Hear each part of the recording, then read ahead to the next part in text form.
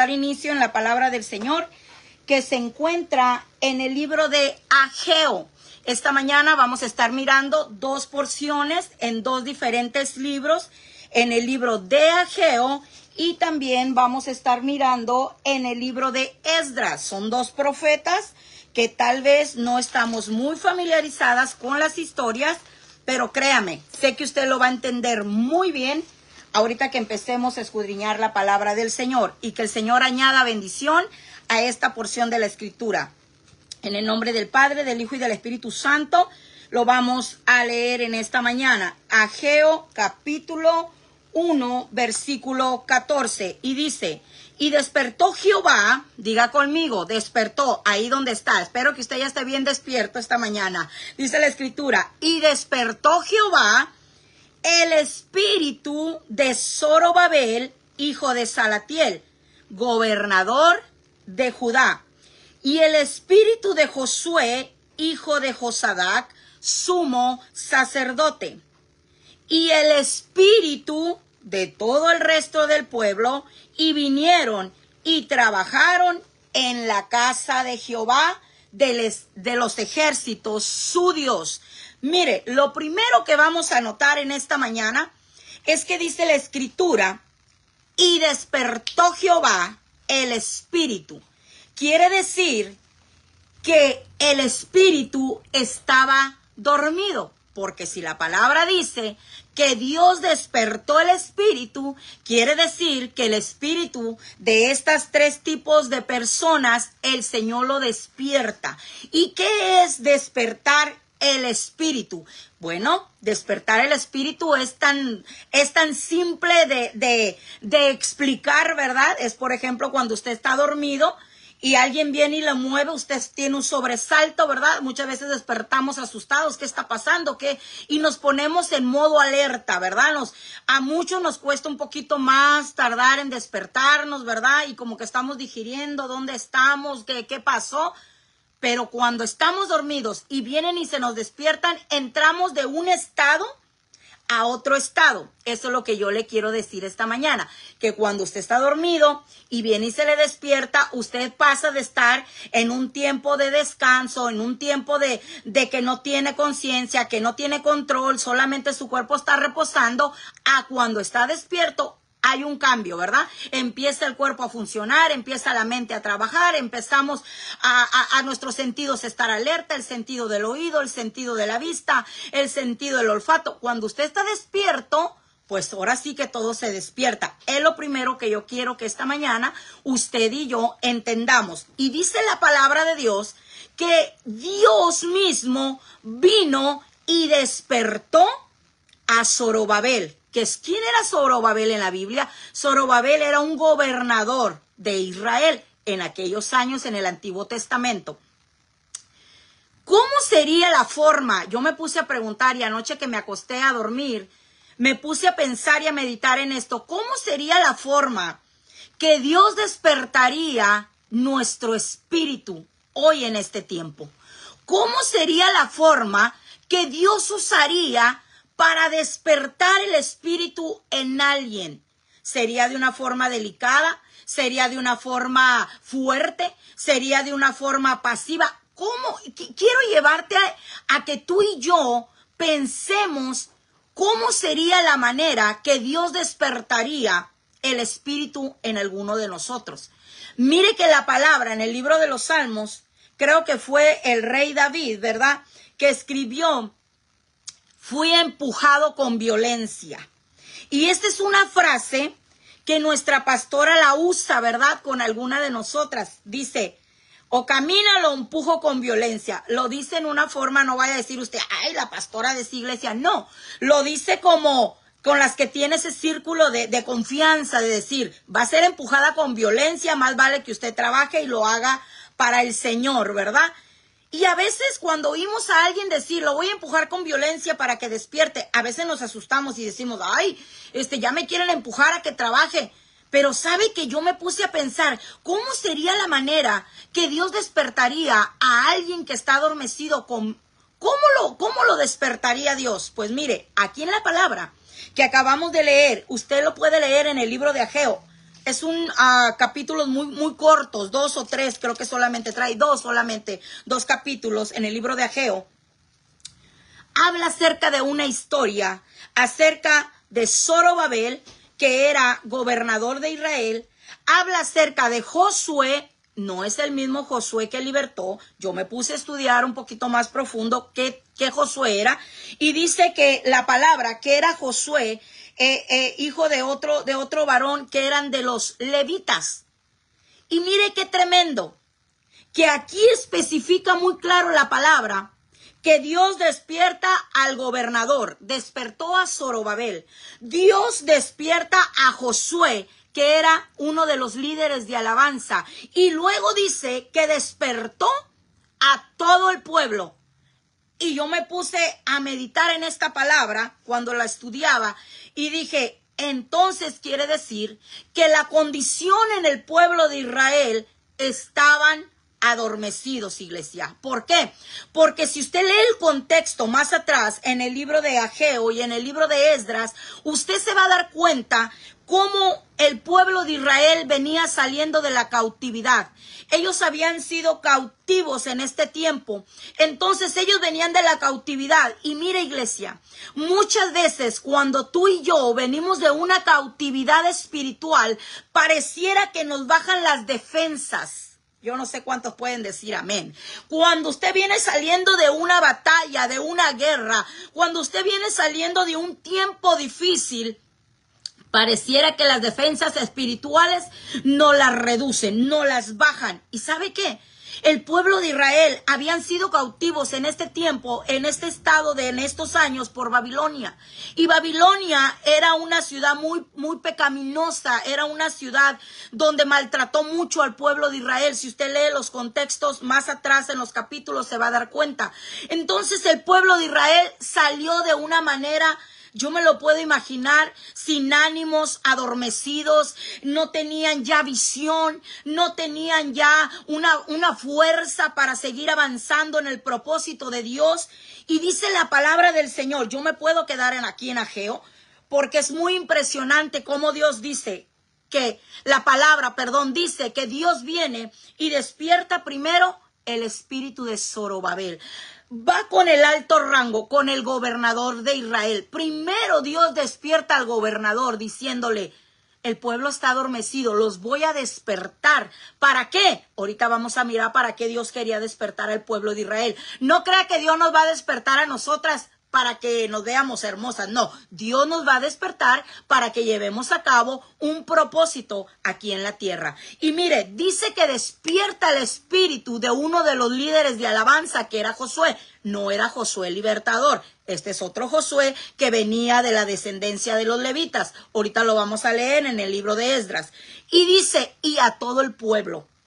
O sea, Dios despertó a todo el pueblo. Eso quiere decir que todo el pueblo estaba en un estado de adormecimiento. Y mire, en el libro de Esdras, capítulo 3, versículo del 10 al 13, dice que cuando los albañiles del templo de Jehová echaban los cimientos, pusieron a los sacerdotes vestidos de sus ropas con trompetas y a los levitas, hijos de Asaf, con sus címbalos, para que alabasen a Jehová según la ordenanza de David, rey de Israel. Y cantaban, alabando y dando gracias a Jehová y diciendo, porque Él es bueno, porque para siempre es su misericordia sobre Israel. Y mire, y dice, y todo el pueblo clamaba con gran júbilo, alabando a Jehová, porque se echaban los cimientos de la casa de Jehová.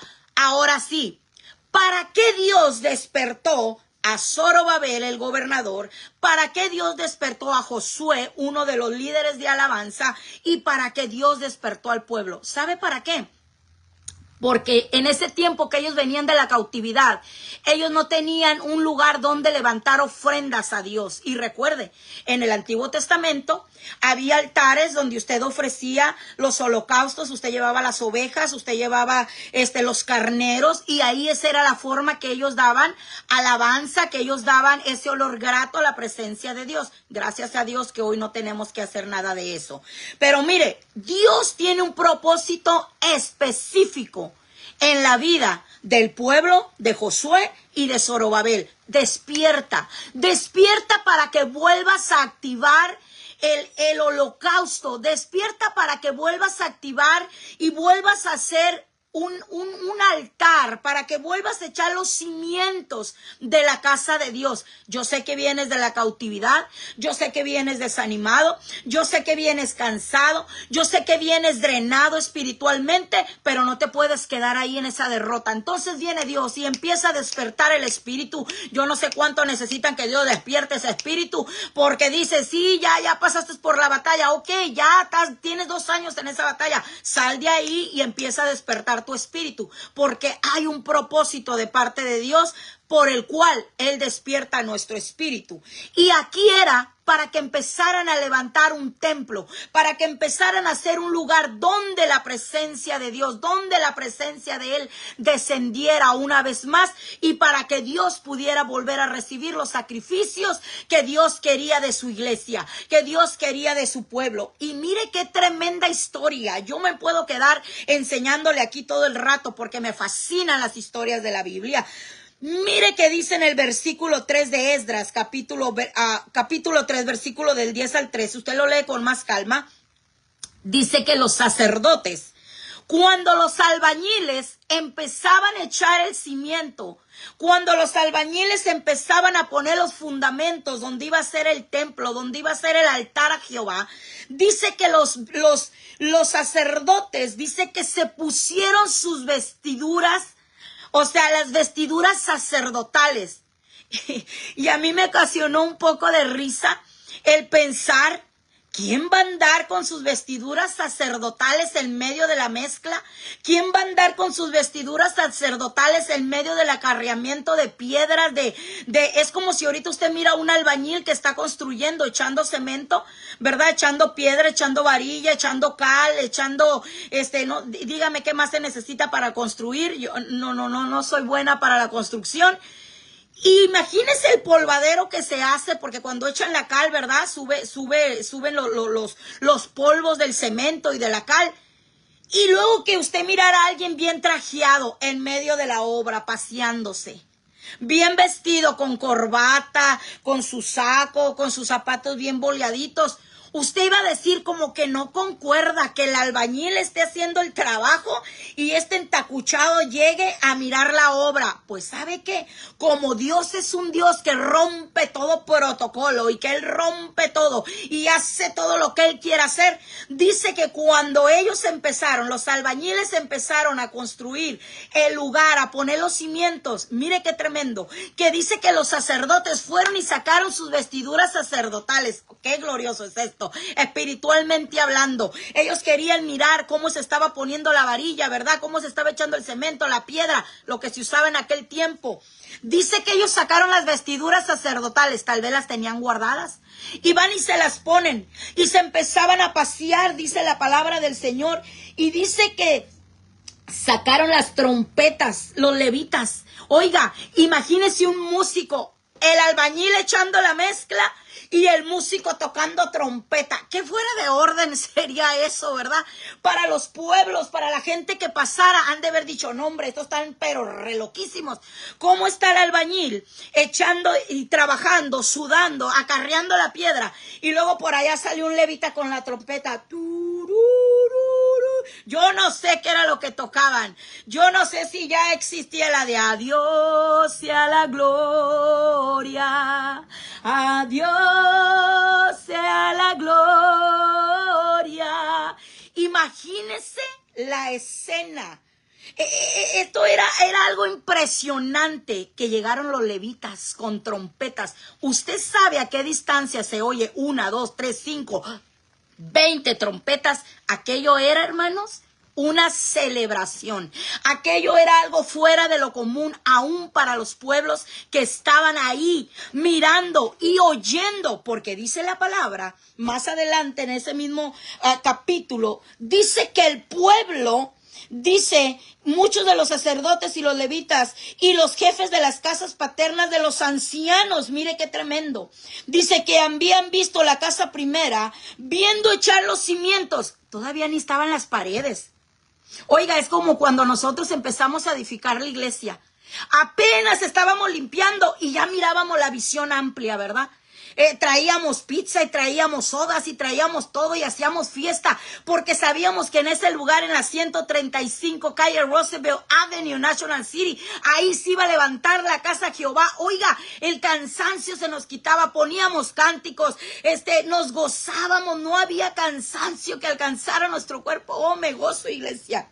Y yo me imagino que para ellos esto era maravilloso también, el mirar cómo el pueblo empezaban a trabajar los albañiles y se congregaron los sacerdotes, se congregó todo el pueblo. Y dice en el versículo 12 que llegaron los ancianos, oiga, aquellos que habían sido cautivos por el pueblo babilónico, dice que llegaron y que empezaban ahí a clamar, que lloraban en alta voz, dice que mientras que otros daban grandes gritos de alegría, oiga, unos lloraban.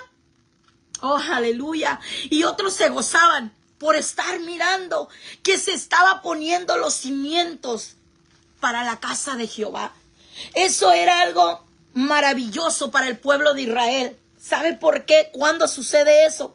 Que el pueblo empieza a traer júbilo y alegría en su corazón. ¿Sabe cuándo? Cuando tienen un espíritu despierto. Dice la escritura, más adelante en el capítulo 5, versículo del 1 al 5, dice que el pueblo de Dios vuelve a reedificar. Para eso Dios despertó al espíritu adormecido. Para eso Dios viene y despierta. ¿Para qué? Para que volvamos a reedificar. Si algo no te funcionó, si algo no te salió bien, si algo no fue como tú esperabas, ¿sabes qué, querida iglesia? Levántate. Levantémonos, así como Dios viene y despierta a Zorobabel, viene y despierta a Josué, viene y despierta a todo el pueblo, que Dios también despierte el espíritu dentro de nosotros. Pero déjame te digo, que el enemigo no se va a quedar con las manos cruzadas, también te lo tengo que decir, porque en ese versículo, capítulo 5, del 1 al 5, usted va a encontrar cómo el enemigo, cuando oye todo el alboroto, cuando oye las trompetas, cuando oye el gemir de los ancianos que lloraban con aquel lloro, que dice que se confundía el llorar con el gozo. Dice que el enemigo escuchó y uno de los enemigos de Israel dijo: ¿qué es este grande alboroto? Estos no van a edificar nada porque este pueblo se nos está saliendo de control. No vamos a permitir que suceda esto. Y el enemigo, ¿sabe qué es lo que empieza a hacer? Empieza a ponerles tropiezo. En el capítulo 6 usted va a mirar cómo el enemigo les pone tropiezo, pero también en ese capítulo 6 de Esdras usted va a encontrar cómo dice que por ahí entre las cosas, recuerde que cuando aquel hombre mandó traer todos los tesoros de la casa real, los vasos, ¿quién fue? Nabucodonosor, ayúdeme en esa historia, eso no me profundicé. Cuando dice que mandó sacar todos los utensilios de la casa de Dios, ahí, en ese tiempo, iba un edicto. Ay, cómo me gocé cuando encontré esto en la palabra aquí en el libro de Esdras. Dice que había un edicto escrito, una memoria escrita que decía que el pueblo de Israel tenía que tener un lugar donde adorar a su Dios, que el pueblo de Israel tenía que tener un lugar donde buscar y que descendiera la presencia de su Dios. Gloria a Dios por esos edictos que ya fueron dados a nuestra vida. ¿Qué no dice la palabra en el Nuevo Testamento? Que el Señor dice que había un acta de decreto en contra de nosotros, pero el Señor la destruyó en la cruz del Calvario. En la cruz del Calvario se acabó todo decreto de muerte, se acabó todo decreto de pecado, se acabó todo decreto de falta de perdón. Ahí en la cruz del Calvario Cristo vino y clavó ese decreto en contra que había de nosotros, que era de la muerte eterna, para pasar de la muerte eterna a la vida eterna. Y mire, me gusta que dice que buscando ahí entre las cosas, dice que ahí en Babilonia salió ese decreto. Dios puso su mano de favor ahí, salieron las memorias, y cuando lo empieza a leer, creo que el rey Darío, o no, aquí dice, hermano, pero no recuerdo quién fue, lo estuve estudiando bastante y se me pasa en este momento. Usted léalo para que usted lo entienda. Dice que cuando cuando él encuentra el papel, cuando él encuentra el decreto y empieza a decir, hey, aquí está establecido que los hebreos tendrán un lugar donde adorar a su Dios. Entonces sacaron ese papel, sacaron ese decreto y dijo, se tiene que cumplir, déjenlos que ellos edifiquen de nuevamente ese lugar para alabanza a su Dios, ese lugar para servicio a su Dios. Entonces, ¿sabe qué? Usted y yo le tenemos que recordar al enemigo, tú ya no tienes parte ni suerte en mi vida, porque hay un decreto firmado a precio de sangre en la cruz del Calvario que me vino a dar salvación, redención y vida eterna. Usted y yo tenemos que pararnos firmes con ese decreto que es la salvación y es la sangre del Cordero de Dios. Y mire, en Esdras capítulo 6, del 6 en adelante, dice que el rey ordena, mire, aún el enemigo tiene que quitar sus manos sucias. Dice que dijo, alejados de ahí, o sea, todos los que estaban estorbando, les dice, quítense de ahí, dejen que la obra de su Dios siga, den puntualmente, mire, denles, dijo, puntualmente los gastos para la obra. O sea, no solamente te vas a quitar de ahí, no solamente te vas a hacer un lado, sino que todavía tú les vas a tener que pagar para que la obra de Dios siga adelante. Eso es lo que tenemos que hacer tú y yo. Dice la palabra del Señor, que el enemigo nos podrá hacer frente por un camino, pero por 7 él saldrá huyendo delante de la presencia nuestra. Mire qué tremendo, le dijo, y todavía les dijo, les vas a dar el dinero. Todavía tú les tienes que pagar a ellos para que la obra de Dios siga adelante. Y les dijo, denle lo que sea necesario. Y todavía va más allá. Y les dice, y les van a dar lo que ellos van a usar para la ofrenda. Léalo. Yo no lo estoy inventando, yo te lo sintetizo, pero si usted lee la historia de Esdras, usted se va a dar cuenta lo que habla el Señor ahí. Y les dice, les vas a dar los becerros, porque ellos ocupan becerros para la ofrenda. Les vas a dar los carneros, oiga, aleluya. Y dijo, y todavía les vas a dar los corderos, oiga. Todo el paquete completo, porque así es Dios. Cuando Dios bendice a su pueblo, cuando Dios bendice a su iglesia, Dios nos da el paquete completo. No hay demonio, no hay principado y no hay potestad que le pueda hacer frente a una iglesia que se une, ministros, como lo hizo Zorobabel, a levitas, como está constituido para la alabanza de Dios, y todo el pueblo. Aquí nadie se quedó afuera. Aquí no se quedó ningún sentidito, porque la iglesia también se mueve por sentiditos. Santo Dios, dígame, ouch, porque hay muchos sentiditos. No, hermana, yo no vine a ayudar porque a mí no me dijeron. Oiga, pero se convocó en general. Usted quería la invitación exclusiva con un moño rojo, con un sello de fuego ahí, diciéndole, ocupamos ayuda para limpiar la iglesia. ¿Y por qué no vino, hermana? Es que yo no recibí la invitación. Ay, hermano, déjese de eso. De verdad, iglesia, de verdad estamos tan errados, tan equivocados, y nos perdemos de las bendiciones que Dios tiene para ti, para mí. Porque dice que aquí nadie quedó excluido. Gobernadores, siervos, levitas, a los ministros, los sacerdotes y todo el pueblo. Aquí no hay con que haya exclusividad. Aquí queda todo el pueblo. Todo el pueblo queda y entra dentro del paquete de la visión de Dios. Así que, iglesia, yo te animo en esta mañana que no te quedes fuera del propósito de Dios. Mire, y todavía les dice, y les vas a dar el trigo. Eso es la provisión. Y les vas a dar la sal, porque nosotros somos los que damos la sal, somos la sal de la tierra. Le vas a dar el vino, nosotros representamos el gozo. Tú y yo representamos el gozo aquí. Y todavía le dice, y les vas a dar el aceite. Mire, el aceite representa la unción. Hoy en día el aceite representa la unción del Espíritu Santo. Casi nada. ¿Por qué? Porque cuando Dios reprende por nosotros al devorador, iglesia, es cuando Dios suple todo. Y aún va a usar hasta el propio enemigo para que te facilite las cosas que tú necesitas para seguir avanzando en la obra de Dios. Esto suena como una locura, pero si usted lo lee en el libro de Esdras, así lo explica. Dice que el enemigo, mire lo que dice, que fue más allá y le dijo, y me gusta que dice madero, mire lo que dice. En Esdras capítulo 6, versículo 11. Sí lo voy a leer, iglesia, aunque me tome un poquito más de tiempo. Déjeme se lo leo. Dice, Esdras capítulo 6, versículo 11. También dice, Por mí es dada la orden, aleluya, que cualquiera que altere este decreto, o sea, que lo cambie o que lo modifique, dice, se le arranque un madero de su casa. Escuche esto. Se le arranque un pedazo de madera de su casa. ¿Para qué? Para que sea colgado en él.